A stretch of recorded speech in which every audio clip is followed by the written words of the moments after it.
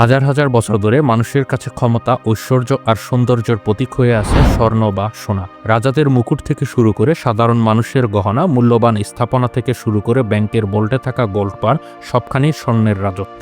শুধু সৌন্দর্য নয়, অর্থনৈতিক দিক থেকেও স্বর্ণ এক ধরনের নিরাপদ আশ্রয়। যখনই যুদ্ধ, মহামারী বা মুদ্রার দাম পড়ে যায়, মানুষ ছুটে যায় স্বর্ণের দিকে।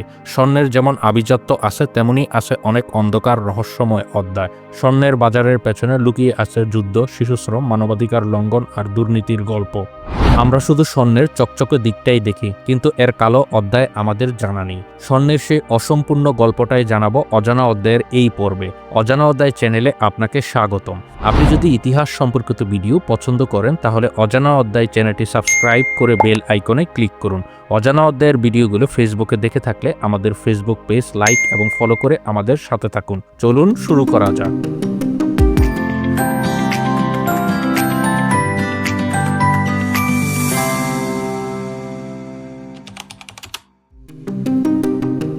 সাধারণত পৃথিবীতে যত স্বর্ণ উত্তোলন করা হয় তার একটি বড় অংশই অবৈধ। এই অবৈধ স্বর্ণ বিভিন্ন ধাপে দুর্নীতির মাধ্যমে বৈধ করা হয়। বৈধ স্বর্ণ বলতে সেসব স্বর্ণকে বোঝানো হয় যা আইন মেনে লাইসেন্সপ্রাপ্ত খনি থেকে উত্তোলন করা হয়। এর সঙ্গে থাকে বৈধ নথি, যেখানে উল্লেখ থাকে কোন স্বর্ণ কোন খনি থেকে এসেছে, কে রপ্তানি করেছে, কোন দেশে যাচ্ছে, এই সব বিস্তারিত তথ্য। এই নথির ভিত্তিতে স্বর্ণের ওপর কর, শুল্ক এবং পরিবেশগত শর্ত সবই মেনে চলতে হয়। বৈধ স্বর্ণের পুরো প্রক্রিয়াটি স্বচ্ছ ও নিয়ন্ত্রিত থাকে। অন্যদিকে অবৈধ স্বর্ণ এর সম্পূর্ণ উল্টো। কোনো সরকারি অনুমোদন ছাড়া প্রাকৃতিক সংরক্ষিত এলাকা বা জঙ্গল কেটে নদীর তলা খুঁড়ে অথবা স্থানীয় মানুষের জীবন বিপন্ন করে যে সমস্ত স্বর্ণ উত্তোলন করা হয় সেগুলি অবৈধ স্বর্ণ বলা হয়।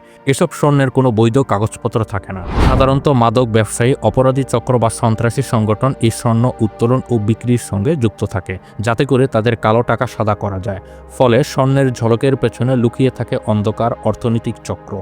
বিশ্বের একটি বড় অংশের স্বর্ণের বাজার চলে আর্টিজানাল মাইনিং বা ছোট আকারের খননকারীদের মাধ্যমে। এরা প্রায়ই কোনো লাইসেন্স ছাড়াই স্বর্ণ উত্তোলন করে, আর এই স্বর্ণেই কালোবাজারে মিশে যায়। মাফিয়া, বিদ্রোহ গোষ্ঠী বা সন্ত্রাসী সংগঠন এভাবে স্বর্ণ বিক্রি করে অস্ত্র কেনে, সেই অস্ত্র দিয়ে যুদ্ধ চালায়। আফ্রিকার কিছু এলাকায় রক্ত মেশানো স্বর্ণ নামে পরিচিত এই স্বর্ণই অনেক গৃহযুদ্ধের অর্থের মূল যোগানদাতা। দক্ষিণ আমেরিকার পেরু, বলিভিয়া, কলম্বিয়া, ভেনেজুয়েলা এবং আফ্রিকার কঙ্গো, সুদান, ঘানার মতো দেশে অসংখ্য ছোট ছোট খনি রয়েছে, যেখানে মূলত অবৈধভাবে স্বর্ণ তোলা হয়। এই খনিগুলোর শ্রমিকরা চরম দারিদ্রতার মধ্যে কাজ করে। শুধু তাই নয়, ছোট খনিগুলো থেকে স্বর্ণ উত্তোলনের সময় বারুদ ও সায়ানাইডের মতো বিষাক্ত রাসায়নিক দ্রব্য মেশানো হয়, যা নদীর পানিতে মিশে ব্যাপক প্রাকৃতিক ও মানবিক বিপর্যয় ঘটায়। ফলে এই স্বর্ণের প্রতিটি কণায় লুকিয়ে থাকে মানবিক বিপর্যয়ের গল্প।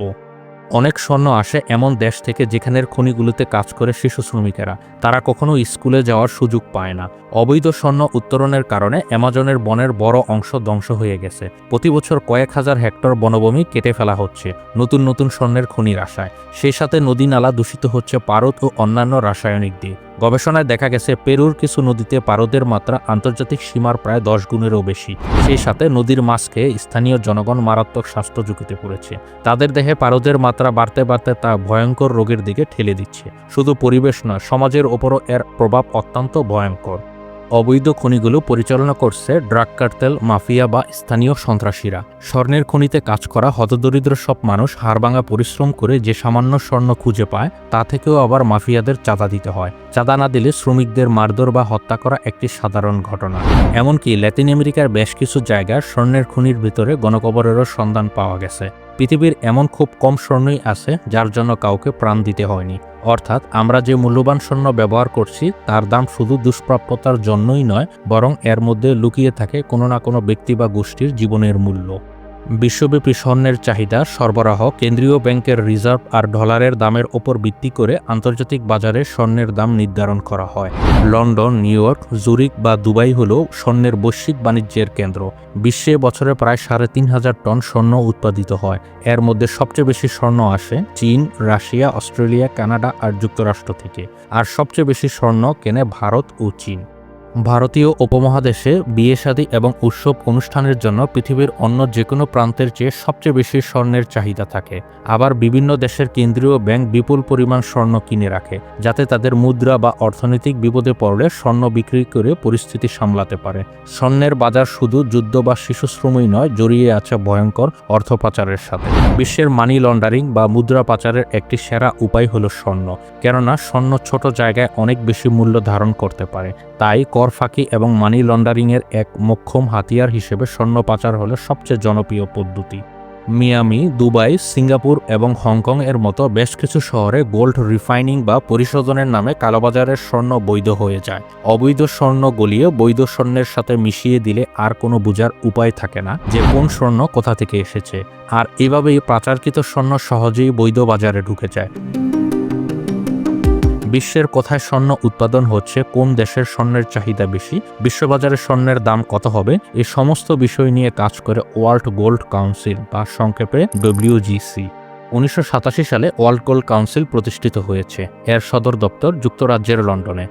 WGC মূলত বিশ্বব্যাপী স্বর্ণশিল্পের স্বার্থ রক্ষায় কাজ করে। সহজভাবে বললে স্বর্ণের বাজার নিয়ে গবেষণা, ডেটা সংগ্রহ, বিশ্লেষণ বা স্বর্ণের চাহিদা বাড়ানোর জন্য বিভিন্ন উদ্যোগ নেওয়াই তাদের কাজ।